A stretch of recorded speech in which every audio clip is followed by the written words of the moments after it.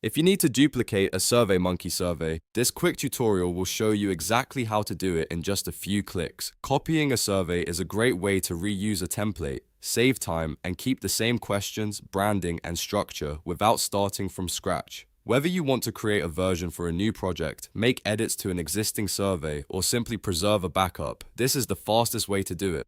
And if this video helps, make sure to hit that like button and subscribe for more simple software tutorials just like this one. Alright, let's get into it.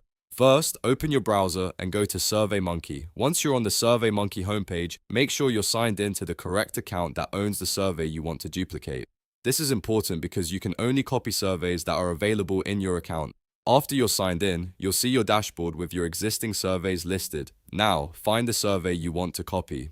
Move your mouse over that survey so the quick action options appear. On the right side of the survey, you should see the 3 dots menu. Click those 3 dots to open the additional options for that survey. This menu gives you access to actions like editing, sharing, and duplicating the survey. From the menu, click on Make a Copy. SurveyMonkey will create a duplicate version of that survey for you. In most cases, the copied survey will keep the same question layout and structure, which makes this a huge time saver if you're building similar surveys for different audiences or campaigns. After that, you can open the copied version and make any changes you want, such as updating the title, changing the questions, or adjusting the settings before sending it out. And that's it. You've now copied a SurveyMonkey survey successfully. From here, you can customize the duplicate however you like without affecting the original survey. This is one of the easiest ways to work faster inside SurveyMonkey, especially if you use the same survey format often. If this tutorial helped, please give it a thumbs up and subscribe to the channel for more step-by-step guides. I'll see you in the next video.